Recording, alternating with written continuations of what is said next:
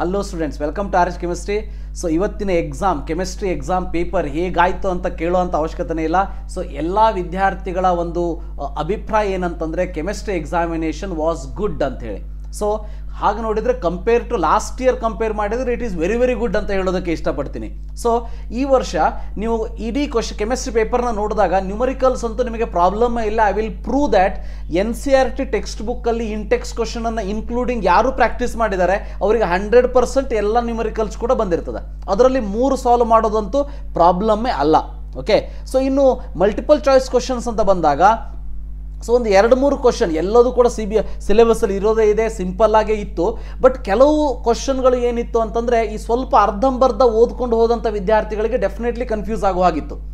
ನಾನು ನಿನ್ನೆ ಕೂಡ ಹೇಳಿದ್ದೆ, ಒಂದು 2-3 ಕ್ವಶನ್ಸ್ಗಳನ್ನು ಕೆಮಿಸ್ಟ್ರಿಯಲ್ಲಾಗಲಿ ಅಥವಾ ಬೇರೆ ಯಾವುದೇ ಸಬ್ಜೆಕ್ಟಲ್ಲಾಗಲಿ ಹುಡುಗರನ್ನ ಡಿಫ್ರೆನ್ಷಿಯೇಟ್ ಮಾಡೋದಕ್ಕೆ ಬೇಕೇ ಬೇಕು. ಎಲ್ಲ ಕ್ವಶನ್ಸನ್ನು ಒಂದೇ ರೀತಿ ಸಿಂಪಲ್ ಆಗಿ ಇಟ್ಬಿಟ್ರಿ ಅಂತಂದರೆ ಮುಂದೆ CETಯಲ್ಲಿ ಕಾಂಪಿಟೇಷನ್ ಜಾಸ್ತಿ ಆಗಿಬಿಡ್ತದೆ. ಅದಕ್ಕೆ ಆ ಒಂದು ದೃಷ್ಟಿಯಿಂದ ಇವತ್ತಿನ ಪೇಪರ್ ಸೆಟ್ ಮಾಡಿರುವಂತಹ ಲೆಕ್ಚರರ್ ಏನಿದ್ದಾರೆ he has done very good job ಅಂತ ಹೇಳೋದಕ್ಕೆ ಇಷ್ಟಪಡ್ತೀನಿ.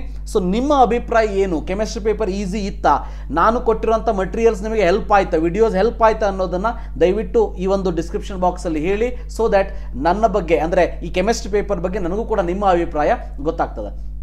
ಈ ಒಂದು ವಿಡಿಯೋದಲ್ಲಿ ಕ್ವಿಕ್ ಆಗಿ ಮಲ್ಟಿಪಲ್ ಚಾಯ್ಸ್ ಕ್ವಶನ್ಸ್ ನೋಡೋಣಂತೆ. 1-2 ಕ್ವಶನಲ್ಲಿ ಸ್ವಲ್ಪ ಎಂಬಿಗ್ಯೂಟಿ ಇದೆ, ಇಲ್ಲ ಅಂತ ಏನಿಲ್ಲ. ಬಟ್ ಅದಕ್ಕೆ ಡಿಸಿಷನ್ ಅನ್ನು ಏನು ತಗೋತಾರೆ ಅಂತೇಳಿ ಒಂದ್ಸರಿ ವ್ಯಾಲ್ಯೂಯೇಷನ್ ಸ್ಟಾರ್ಟ್ ಆದಮೇಲೆ ಗೊತ್ತಾಗ್ತದೆ. ಬಟ್ ಯಾವುದೇ ಕ್ವಶನ್ಸ್ಗಳು ಅಂಥ ಭಾಳ ಡಿಫಿಕಲ್ಟ್ ಅನ್ನೋ ಒಂದು ಲೆವೆಲಿನಂತೂ ಯಾವ ಕ್ವಶನ್ಸ್ಗಳು ಇರಲಿಲ್ಲ.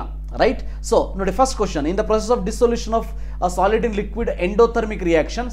ಎಂಡೋಥರ್ಮಿಕ್ ಅಂತ ವರ್ಡ್ ನೋಡಿ ಒಂದಷ್ಟು ಕನ್ಫ್ಯೂಷನ್ ಆಗಿರುವಂಥ ವಿದ್ಯಾರ್ಥಿಗಳು ಇದ್ದಾರೆ.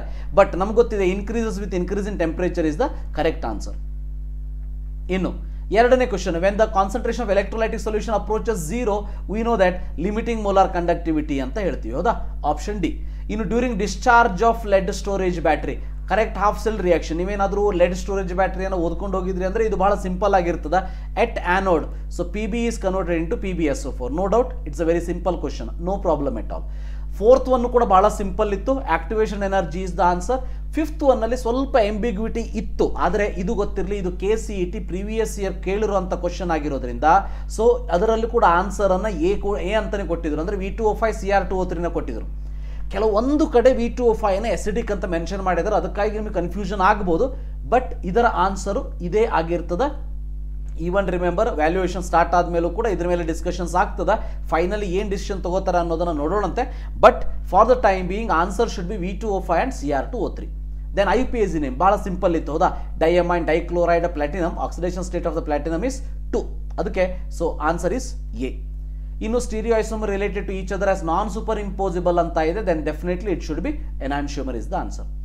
Then anisole treated with CH3Cl, so Friedel Crafts reaction. ಹೌದಾ? ಆ್ಯನೈಡ್ ClCl3, ಆರ್ಥೋ ಆ್ಯಂಡ್ ಪ್ಯಾರಾ ಎರಡೂ ಪ್ರಾಡಕ್ಟ್ ಬರ್ತದೆ.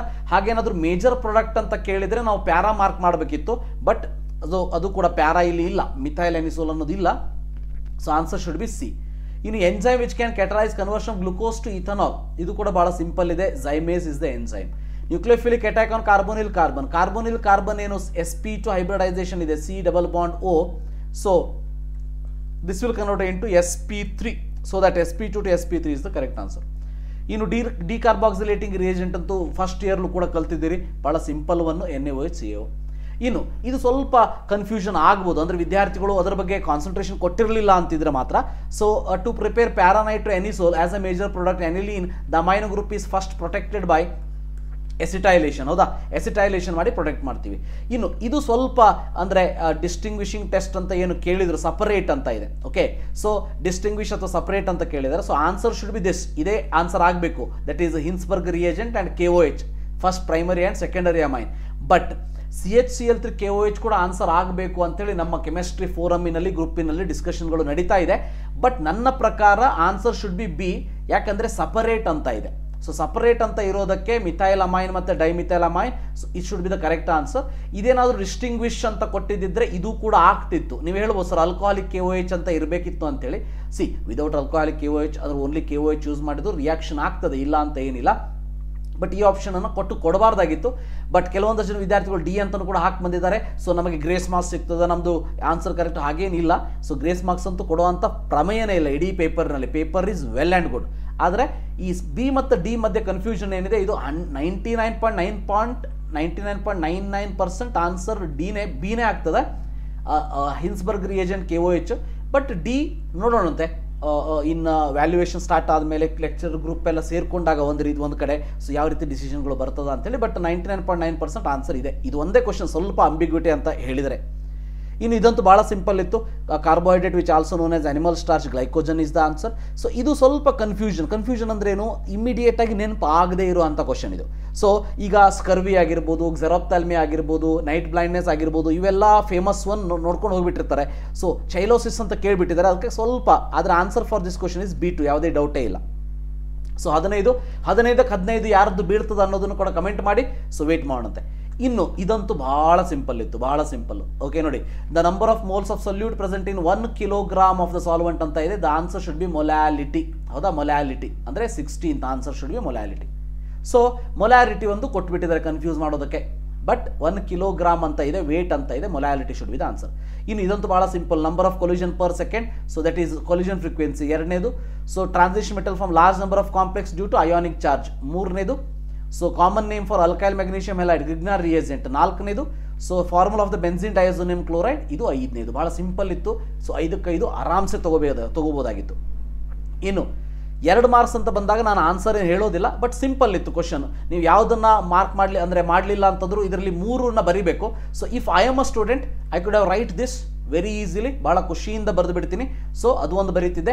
ಎರಡನೇದು ಇದು ಒಂದು ಬರೀತಿದ್ದೆ ನಾನು, ಯಾಕಂದರೆ ಗ್ಲುಕೋಜಾನ್ ಆ್ಯಂಡ್ ಇನ್ಸುಲಿನ್ ಬರೆದು ಬಿಡ್ಬೋದಿತ್ತು. ಇನ್ನು 3ರಲ್ಲಿ ಇದು ಏನಾದ್ರು ಸಿಂಪಲ್ ಇದೆ ಹಾಗೆ ನೋಡಿದರೆ, what type of deviation of ethanol and ಎಸಿಟೋನ್ mention the reason for it. ಇದನ್ನು ಬರೀತಿದ್ದೆ ನಾನು ಆ್ಯಸ್ ಅ ಸ್ಟೂಡೆಂಟ್ ಬರೆದಿದ್ರೆ. ಇಲ್ಲ ಅಂದರೆ ನಿಮ್ದು ಏನಾದರೂ ಕೋಆರ್ಡಿನೇಷನ್ ಇದು ಪರ್ಫೆಕ್ಟ್ ಅಂತ ಇದ್ದರೆ ಸೊ ಇದನ್ನು ಬರೀಬೋದಿತ್ತು. But the answer for this is COEN thrice, ಯಾಕಂತಂದರೆ ಇದು ಚೀಲೇಟ್ ಲಿಗ್ಯಾಂಡ್ ಅಂತ ಇದೆ. ಇನ್ನು ಸ್ಪೆಕ್ಟ್ರೋಕೆಮಿಕಲ್ ಸೀರೀಸ್ ಇದು ಕೂಡ ಭಾಳ ಸಿಂಪಲ್ಲೇ ಇತ್ತು. ಹಾಗೆ ನೋಡಿದರೆ ಇದು ಕೂಡ ಸಿಂಪಲ್ಲೇ ಇತ್ತು, ಇದು ಕೂಡ ಸಿಂಪಲ್ಲೇ ಇತ್ತು. ಇರಲಿ. ಇನ್ನು 3 ಮಾರ್ಕ್ಸ್ ಸೆಕ್ಷನಲ್ಲಂತೂ ನೀವು ಕೇಳೋ ಅವಶ್ಯಕತೆ ಇಲ್ಲ, ಭಾಳ ಸಿಂಪಲ್ಲು ನೋಡಿ. ಇದಂತೂ ಕನ್ಫರ್ಮ್ ಕ್ವಶನ್, ಸೊ ಬರದೇ ಬರೀತೀರಿ. ಇನ್ನು ಎರಡನೇದು ಲ್ಯಾಂಥನೈಡ್ ಕಾಂಟ್ರಾಕ್ಷನ್ ಕನ್ಫರ್ಮ್ ಕ್ವಶನ್, ಇದನ್ನು ಬರದೇ ಬರೀತೀರಿ. ಇದು ಕನ್ಫರ್ಮ್ ಕ್ವಶನ್, 3 ಆಗಿಬಿಡ್ತೈತಿ ಇಲ್ಲಿ. ಇನ್ನು ಬೇರೆದು ನೋಡ್ತಾ ಹೋಗಿದ್ರೆ, spin only magnetic moment is 0 because there is no unpaired electron. Alloys can formed easily because of similar metallic radius. So structural magnet formula you could have write easily. Draw the geometric isomerism ಅಂತ easily ಬರಿಬೋದಿತ್ತು. Ambidentate ಲಿಗ್ಯಾಂಡಿಗೆ NO2 CN CN minus NO2 minus SCN minus ಕೊಡ್ಬೋದಿತ್ತು. Then energy level diagram ಅಂತೂ last ಇಯರಲ್ಲಿ repeatedly ask question ಇದು, repeatedly. ಇನ್ನು delta not less than P ಇದೆ D4, ಇದು ಕೂಡ ಟೆಕ್ಸ್ಟ್ ಬುಕ್ಕಲ್ಲಿ ಕೊಟ್ಟಿರುವಂಥದ್ದೇ. ಒಟ್ಟಲ್ಲಿ 3 ಕ್ವಶನ್ಸ್ ಈಸಿಲಿ ಟ್ರ್ಯಾಕ್ ಮಾಡುವಂಥದ್ದು. ಇನ್ನು ಇದರಲ್ಲೂ ಕೂಡ ಬಹಳ ಸಿಂಪಲ್. ಇದು ನೋಡಿ ಕಂಪಲ್ಸರಿ, ಇದು ಬಹಳ ಈ simple question mention application Henry's ಲಾ. ಹೌದಾ, ಇದನ್ನಂತೂ ಬರೆದು ಬಿಡ್ತಿದ್ದೆ ಈ 5 ಸ್ಟೂಡೆಂಟ್. ಸೊ ಇನ್ನೊಂದು ಏನಂತಂದರೆ ಇದು 100% ಬರೆಯುವಂಥ ಕ್ವಶನ್, 100%. ಇನ್ನು ಇವು ಕೂಡ ಭಾಳ ಸಿಂಪಲ್ ಇದೆ. SHE ಡೈಗ್ರಾಮ್ ಹಾಕಿದ್ರೆ ಆಯಿತು, ಹಾಫ್ ಸೆಲ್ ರಿಯಾಕ್ಷನ್ ಬರೋದಾಯಿತು. ಸೊ ಇವೆರಡರಲ್ಲಿ ನನ್ನ ಒಂದು ಚಾಯ್ಸ್ ಇದು, ಯಾಕಂದರೆ ಇದರಲ್ಲಿ ಸ್ವಲ್ಪ ರಿಯಾಕ್ಷನಲ್ಲಿ ಪ್ಲಸ್ ಮೈನಸ್ ಏನಾದರೂ ಹೆಚ್ಚು ಕಡಿಮೆ ಆದರೂ ಮಾರ್ಕ್ಸ್ ಸಿಗೋದಿಲ್ಲ. ಸೊ ಇದು ಬಟ್ ಎರಡೇ ಬರೀಬೇಕು, ನನಗೆ ಎರಡೇ ಬರೀಬೇಕು, ಇದು ಬೇಡ ಇದು ಬೇಡ. ಸೊ ಇದನ್ನು ಬರೆದು ಬಿಡ್ತಿದ್ದೆ, ಇದನ್ನು ಬರೆದು ಬಿಡ್ತಿದ್ದೆ. ಆ್ಯಸ್ ಎ ಸ್ಟೂಡೆಂಟ್ ನೀವು ಕೂಡ ಅದನ್ನು ಬರೆದಿರಿ ಅಂತ ಅನ್ಕೋತೀನಿ. ಅದಾದಮೇಲೆ ಎನಿ ಫೋರ್ ಇದು ಕೂಡ ಭಾಳ ಸಿಂಪಲ್ ಕೇಳಿದ್ದಾರೆ. ಹಾಗೆ ನೋಡಿದರೆ ಇದು ನೋಡಿ SN2 ಮೆಕ್ಯಾನಿಸಮ್ ಕೇಳಿದ್ದಾರೆ. ಹೌದಾ, ಡೈರೆಕ್ಟಾಗಿ ಕೇಳಿಲ್ಲ, ಬಟ್ ಮಿಥೈಲ್ ಕ್ಲೋರೈಡ್ ಇದೆ ಅಂದಮೇಲೆ SN2 1 ಸ್ಟೆಪ್ ರಿಯಾಕ್ಷನ್. ಸೊ ಇದರಲ್ಲಂತೂ 2 ಸೋಡಿಯಂ ಟ್ರೈ ಈಥರ್, ಇದು ವುಡ್ಸ್ ಫಿಟಿಗ್ ರಿಯಾಕ್ಷನ್. ಹೌದಾ, ಸೊ ಬೈಫಿನೈಲ್ ಬರೆದು ಬಿಡ್ತಿದ್ರಿ. ಇಲ್ಲಿ Br2 CCl4 ಇದೆ, ಇಲ್ಲೂ ಕೂಡ Br ಹಚ್ಚಿ, ಇಲ್ಲೂ ಕೂಡ Br ಹಚ್ಚಿ ಬರೆದು ಬಿಡ್ತಿದ್ರಿ. ಇದು ಕೂಡ ಬಹಳ ಸಿಂಪಲ್ ಕ್ವಶನ್. 37th ಅಂತೂ ಅಟೆಂಪ್ಟ್ ಮಾಡುವಂಥದ್ದೇ. ಇನ್ನು 38th ಕ್ವಶನ್, ಇದಂತೂ ಮೆಕ್ಯಾನಿಸಮ್ 10 ವರ್ಷದಿಂದನೂ ಕೇಳ್ತಾ ಇದ್ದಾರೆ ಇದನ್ನು. 10 ವರ್ಷದಿಂದ 10 ಪೇಪರ್ 10 × 2 20 ಮಾಡಿ 20 ಪೇಪರ್ಲು ಕೇಳೋರಂಥ ಕ್ವಶನ್ ಇದು. ಇದು ಕೂಡ simple. Lucas reagent and which class of alcohol, ಇದು ಕೂಡ ಭಾಳ simple. So manufacture phenol by cumene process 100% simple question. ಇದಂತೂ ಫಸ್ಟ್ ಇಯರ್ಲೇ ಕಲ್ತ್ಬಿಟ್ಟಿದ್ರಿ ನೀವು. ಬೆನ್ಝೀನ್, ಹೌದಾ, C6H6. ವಿಲಿಯಮ್ಸನ್ ಸೀತರ್ ಸಿಂಥಸಿಸ್, ಇದು ಕೂಡ ಅಂದರೆ 3 ಕ್ವಶನ್ಗಳು ಸಿಂಪಲ್ಲೇ, ಫಸ್ಟ್ 3. ನಾಲ್ಕನೇದು ಸ್ವಲ್ಪ ಅಲ್ಡಿಹೈಡ್ ಅಂತ ಬಂದಾಗ ಇದು ಉಲ್ಫ್ ಕಿಶ್ನರ್ ಆಗ್ತದೆ, ಇದು ಹೈಡ್ರಾಕ್ಸಿಲಮೈನ್ ಆಗ್ತದೆ. ಇದಂತೂ ಭಾಳ ಸಿಂಪಲ್ ಕ್ವಶನ್ ಬರೆಯುವಂಥದ್ದೇ. 1 ರಿಯೇಜೆಂಟ್ ಅಂತ ಕೇಳಿದ್ದಾರೆ. ಟಾಲನ್ಸ್ ರಿಯೇಜೆಂಟ್ ಬರಿಬೋದು, ಫೆಲಿಂಗ್ಸ್ ಟೆಸ್ಟ್ ಬರಿಬೋದು. ಸೊ 41, 45, 43 ಕೂಡ ಭಾಳ ಸಿಂಪಲ್ ಕ್ವಶನ್ ಕೇಳಿರುವಂಥದ್ದು. ಇನ್ನು ಗೊತ್ತಿರಲಿ, ಇನ್ನು ನಾನು ನ್ಯೂಮರಿಕಲ್ ಪ್ರಾಬ್ಲಮ್ ಹೇಳಬೇಕಂತಂದರೆ ವಿತ್ ಪ್ರೂಫ್ ತೋರಿಸ್ತಾ ಹೋಗ್ತೀನಿ. 44ನೇ ಕ್ವಶನ್ ಇದು ಪ್ರೂಫ್ ತೋರಿಸ್ತೀನಿ ನೋಡಿ. 44ನೇ ಕ್ವಶನ್ನಿನ ಪ್ರೂಫ್ ನಾನು ನಿಮಗೆ ತೋರಿಸ್ತೀನಿ. ಸೊ ಇಲ್ಲಿ ನೋಡಿ 44ನೇ ಕ್ವಶನ್ ನೋಡಿ, ಇಲ್ಲಿ ಕೇಳಿರುವಂಥದ್ದು ಇಲ್ಲಿ 2.2 ಕಾಣಿಸ್ತಾ ಇದೆ ನಿಮಗೆ. ಸೊ ಇಂಟೆಕ್ಸ್ ಕ್ವಶನ್ ಆನ್ಸರ್ ಇದು, ಇಂಟೆಕ್ಸ್ ಕ್ವಶನ್ ಆನ್ಸರ್ ಇದು ಗೊತ್ತಿರಲಿ. 44ನೇ ಕ್ವಶನ್. 44ನೇ ಕ್ವಶನ್ಗೆ ಆನ್ಸರ್ ಎಷ್ಟು ಬರ್ತದೆ ಅಂತಂದರೆ 0.459 ಬರ್ತದೆ ನಿಮಗಿಲ್ಲಿ, ಹೌದಾ? ಸೊ ಆನ್ಸರ್ ಬಂದಿಲ್ಲ ಅಂದರೆ ನೋಡ್ಕೊಳ್ಳಿ, 0.459 ಬರ್ತದೆ ಇಲ್ಲಿ. ಸೊ ಎರಡನೇದು ಇಂಟೆಕ್ಸ್ ಕ್ವಶನ್ನೇ, ಅದನ್ನು ಕೂಡ ನಾನು ನಿಮಗೆ ತೋರಿಸ್ತೀನಿ ನೋಡಿ ಇಲ್ಲಿ. ಸೊ ಎರಡನೇದು ಸಿಂಪಲ್ ಆಗಿ ಇಂಟೆಕ್ಸ್ ಕ್ವಶನ್ನೇ, ಎರಡನೇದು ಕೂಡ. ಸೊ ಎರಡನೇದು ಕೂಡ ಫ್ರೀಜಿಂಗ್ ಪಾಯಿಂಟ್ ಮೇಲೆ ಕೇಳಿರುವಂಥ ಕ್ವಶನ್ ಸಾಲ್ವ್ ಮಾಡಿ